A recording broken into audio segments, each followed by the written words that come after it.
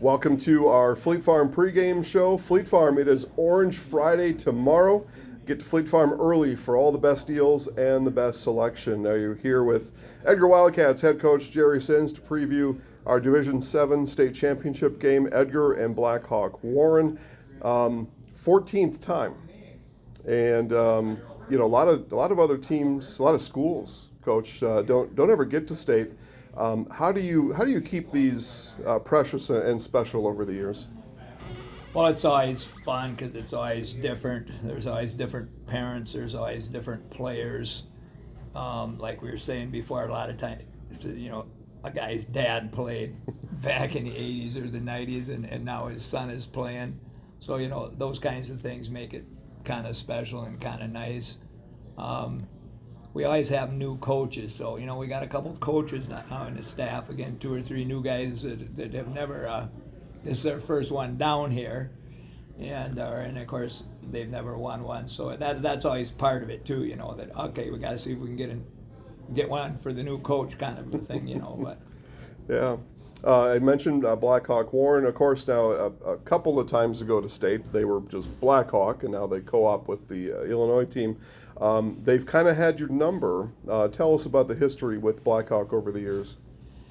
Yeah, in 2016 we ended up playing Schellsburg, who was in their conference. Then in 2017 we had a really, really good team. We shut out 10 of the first 11 teams we played. We get I thought kind of upset by Bangor in a blizzard. We had several things that just went the wrong way. Fumbled into the end zone when we had an 8-0 lead. It would have made it 15 or 16-0, and it was a touchback to the 20. And then there was a muff punt situation that occurred in the fourth quarter deep that allowed them to score and things like this. And then they came to state and beat Blackhawk that year in a state championship game. That was the first time I was really kind of like aware of Blackhawk. Well, then in 2018, all of a sudden Blackhawk's back again, and we're back. And we were ahead 15-14 at halftime. Did not play a good second half. That year, it was a cold year. We didn't get to practice outside for a couple weeks coming in.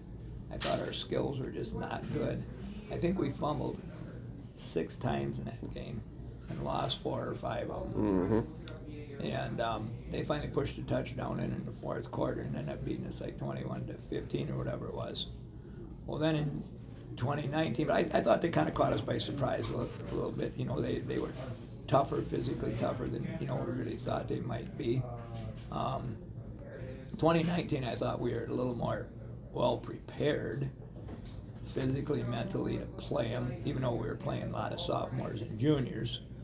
And that game ended up 6-0. They pulled one kind of trick play on us. We thought our safety was going to intercept the thing, and the ball went just over. The quarterback rolled all the way to the right sideline, threw 50 yards across the field, all the way back to a back who snuck out of the backfield, and caught it just over the fingertips of our safety and ran down the sideline for a touchdown. We ended up scoring twice, we thought, that game, but both of them were called back. One for a hold. That's right. I don't remember what the other one was. Yep. And that game ended 6-0. So it was a hard-fought game. Well, then in 2020, we finally had all those guys as seniors that had played at state at 18 and 19 as sophomores and juniors. And then in 2020, we don't have a... Yeah, all revved up to go and nowhere to go. Yeah, no state championship game. Well, then those guys all graduated. But neither one of us have been back to state since 2019 then.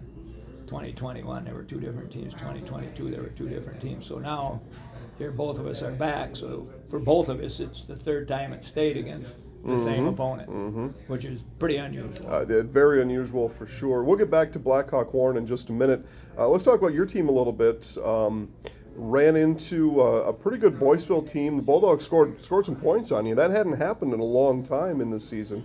Not since week 2 had you been scored upon, but they scored a bunch. And then a real physical battle with Bangor last week that got you here. Tell us about your team. Have they reached their peak? And just tell us about your team's kind of state in general right now coming into this championship game.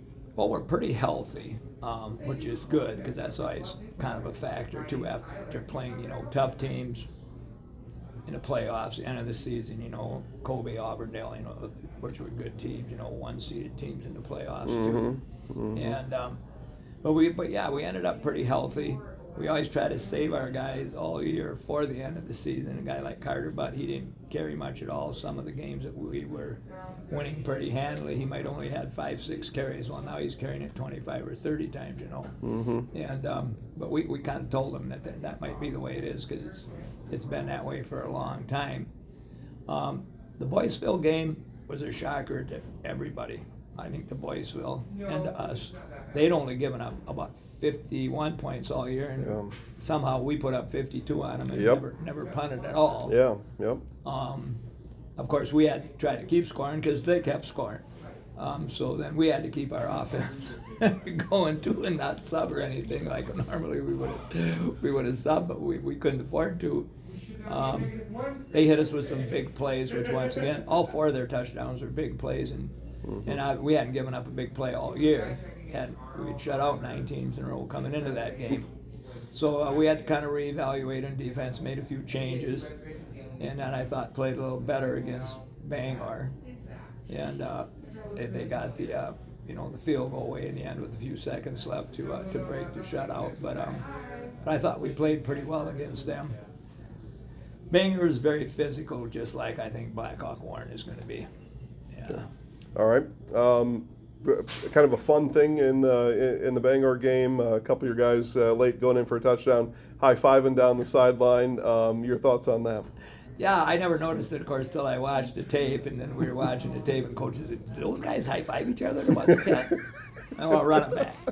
And so we watched again, and of course they were just laughing at each other. And we always have this thing we call a 6-point block, that, hey, if a guy's breaking away, a 6-point block, you get 6 points for the touchdown there. You really don't have to block anybody. You just run down in the end zone and celebrate with them, see? And so that's what the 6-point block is. Just sprint to the end zone.